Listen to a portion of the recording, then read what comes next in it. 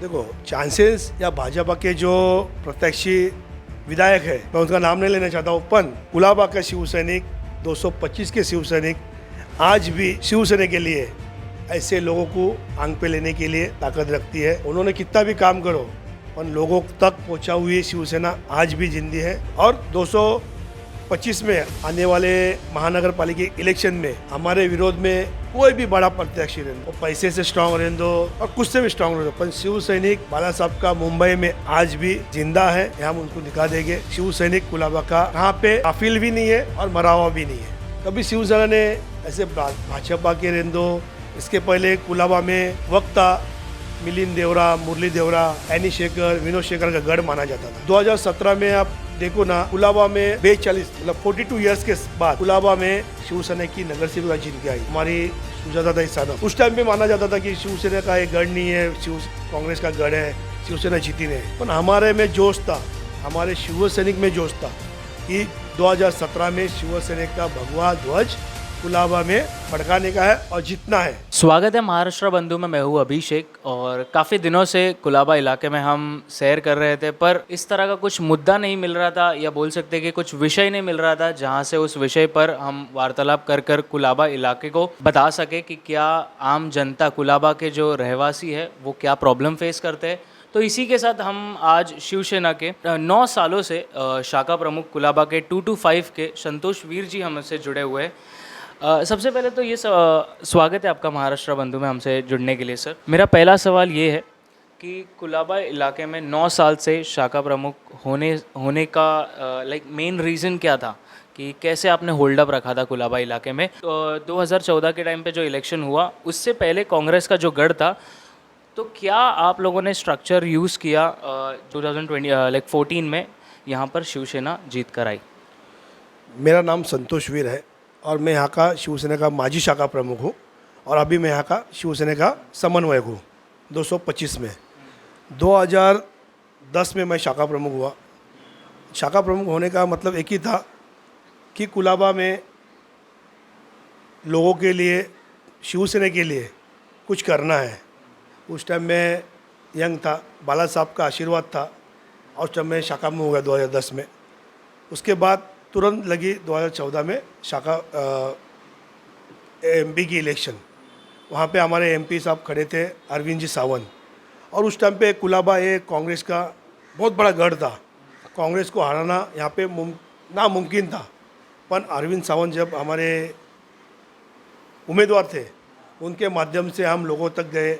लोगों को शिवसेना की, जो शिवसेना क्या करती है, शिवसेना क्या करना चाहती है, उसके लिए हम लोगों तक गए। साथ में जोश भरे शिव सैनिक थे, उनके साथ हम लोगों तक गए और हमें 2014 में अरविंद जी सावंत के रूप में कामयाबी 225 में या कुलाबा दक्षिण मुंबई में हमको हासिल हो गई। अब मुझे ये पूछना है कि जो कुलाबा इलाके में कहीं ना कहीं ये भी है कि हमारे जो आमदार साहब है, जो भाजपा से रिप्रेजेंट करते हैं, वो 225 में काफ़ी वक्त से काम कर रहे हैं। तो उस पर आपकी राय कि आने वाले समय में अगर भाजपा, आप बोल सकते हो कि कितना चांसेस हैं उनका आने वाले इलेक्शन में जीतने का इस इलाके से? देखो, चांसेस या भाजपा के जो प्रत्याशी विधायक है, मैं उनका नाम नहीं लेना चाहता हूँ, पर कुलाबा का शिवसैनिक 225 के शिवसैनिक आज भी शिवसेना के लिए ऐसे लोगों को आंख पे लेने के लिए ताकत रखती है। उन्होंने कितना भी काम करो, पर लोगों तक पहुंचा हुई शिवसेना आज भी जिंदी है। हम उसके माध्यम से लोगों तक जाएंगे। जो हमारे एमपी साहब ने कुलाबा में जो काम किया है, लोगों के पानी का विषय रहने दो, जेटी का विषय रहने दो, या शौचालय का विषय रहने दो, हमारे एमपी साहब ने खुद उसके ऊपर ध्यान दे के काम किया है और उस माध्यम से हम लोगों तक जाएंगे। और 225 में आने वाले महानगर पालिका इलेक्शन में हमारे विरोध में कोई भी बड़ा प्रत्याशी रहने दो, वो पैसे से स्ट्रांग रहने दो और कुछ से भी स्ट्रांग रहने दो, पर शिव सैनिक बाला साहब का मुंबई में आज भी जिंदा है। ये हम उनको दिखा देंगे। शिव सैनिक कुलाबा का कहाँ पे गाफिल भी नहीं है और मरा हुआ भी नहीं है। जैसे आप बोल रहे हो कि बीएमसी इलेक्शन में आने वाले आप लाइक शिवसेना बहुत स्ट्रांगली दिखेगी, पर क्या विषय होंगे, क्या मुद्दे होंगे जो इस इलेक्शन में शिवसेना उस विषय पर इलेक्शन लड़ेगी, बीएमसी इलेक्शन आने वाले समय में? विषय तो बहुत है।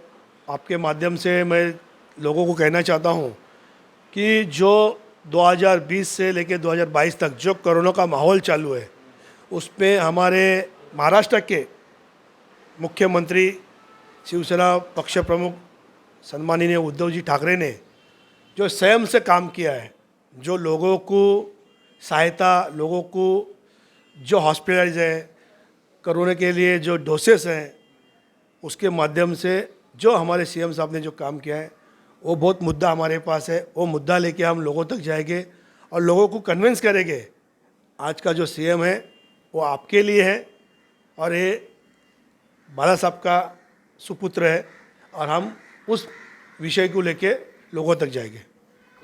ये कुलाबा विधानसभा अगर देखने जाएंगे तो कुलाबा विधानसभा में कहीं ना कहीं भाजपा का गढ़ माना जा रहा है, इस वक्त देखा जा रहा है निचले स्तर पर। तो यहाँ पर कहीं ना कहीं एक शुरुआत शिवसेना का कुलाबा से हुआ, तो इस बीएमसी इलेक्शन में कहीं ना कहीं दूसरे इलाकों में भी कुलाबा विधानसभा के शिवसेना को कितना देख सकते, दिखाई देगा निचले स्तर पर? मैं आपके माध्यम से मैं कहना चाहता हूँ कि शिवसेना आज 53 ईयर्स पूरा हो गया है।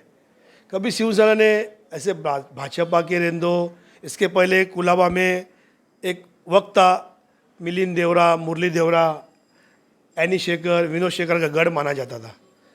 2017 में आप देखो ना, कुलाबा में 42 मतलब 42 ईयर्स के बाद कुलाबा में शिवसेना की नगर सेविका जीत के आई, हमारी सुजाता दाई सानप। उस टाइम पे माना जाता था कि शिवसेना का एक गढ़ नहीं है, कांग्रेस का गढ़ है, शिवसेना जीती नहीं। पर हमारे में जोश था, हमारे शिवसैनिक में जोश था कि 2017 में शिवसेना का भगवा ध्वज कुलाबा में फड़काने का है और जीतना है। वो जोश था, आज भी वो जोश भरा हुआ है। वो वक्त आने के बाद आपको दिखाया जाएगा कि शिवसेना और शिवसैनिक क्या कर सकते हैं। थोड़ा सा जानना था कुलाबा इलाके के बारे में कि यहाँ के जो आम जनता, उनका विचारधारा किस तरह है। जैसे हम देखेंगे 226 पर आम जनता पानी के लिए काफ़ी स्ट्रगल कर रही है। अगर हम देखेंगे कि दूसरे इलाकों में बहुत सारे जो विषय है जो आम जनता फेस कर रही है, और उसी के ऊपर पॉलिटिक्स होता है मेनली। बट कुलाबा इलाका जो है स्लम इलाका ही है, पर अगर देखने जाएंगे तो निचले स्तर पर इसका जो विषय पानी पर नहीं आता, इसका विषय जो रास्ते पर, खड्डों पर नहीं आता।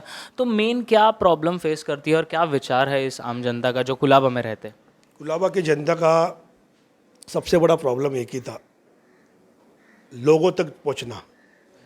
जब हमने कोरोना वायरस के टाइम पे कुलाबा में शिवसेना शाखा के माध्यम से सैनिटाइज़र 100 दिन हमने यहाँ पे मुफ्त खाना बांटा, उसके बावजूद हमारे शिवसेना के समन्वयक है कृष्णा दादा पवले, उनकी जो रुग्णवाहिका है, एम्बुलेंस है, उसके माध्यम से हमने कोरोना के वक्त जब लोग आपस में बाजू में बैठने के लिए डरते थे, पर हमारे ऐसे शिवसैनिक हैं कुलाबा के 225 के, हमारे माजी शाखा प्रमुख प्रवीण कोल्हापकर हैं, हमारे शिवसैनिक अशोक हडोले हैं, हमारे शिवसैनिक कृष्णा राउत है, अजिंक्य जाधव है, और मैं भी था उस टाइम।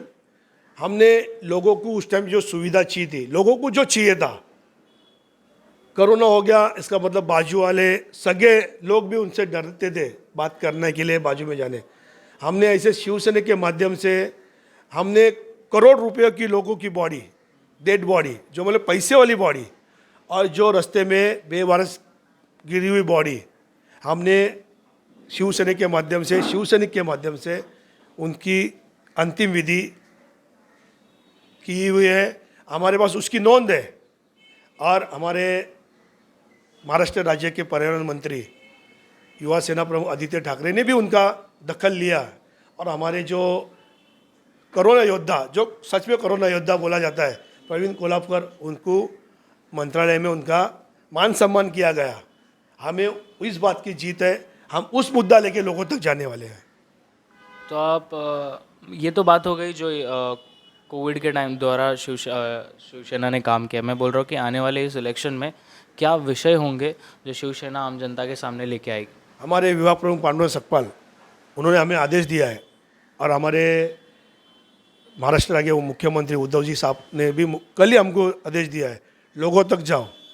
लोग अपोजिशन क्या मेरे पे ब्लेम कर रही है, मेरे पे क्या टीका करती है, उसका तुम टेंशन लेने का नहीं। तुम लोगों तक शिवसेना का काम लेके जाओ, बाकी हम देखेंगे। हमारे पास बहुत मुद्दा है लोगों तक जाने के लिए और वो मुद्दा हम लेके जा रहे हैं। तो जैसे कि आपने देखा 225 के ये शिवसेना का जो इलाका गढ़ता है, जो पिछले वक्त कांग्रेस का गढ़ था, अब शिवसेना के हाथ में है।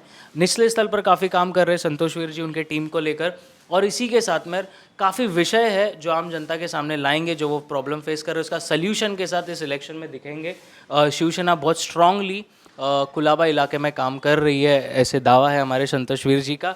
और आप हमारे साथ बने रहिए और कुलाबा की और भी जानकारी संतोष वीर जी के साथ हम लाते रहेंगे महाराष्ट्र बंधु चैनल पर। आप सभी दर्शकों बने रहिए और सर आप भी हमारे साथ बने रहिए। जो मुद्दा लोगों तक पहुंचा, हम भी तो आपका धन्यवाद मानते हैं, महाराष्ट्र बंधु चैनल का धन्यवाद। अगर आप लोगों को ये जानकारी अच्छी लगी तो चैनल को लाइक शेयर कमेंट कीजिए, और इसी के साथ अगर ऐसे कुछ भी मुद्दे हैं तो कमेंट कर बताइए। जब तक के लिए बने रहिए महाराष्ट्र बंधु के साथ।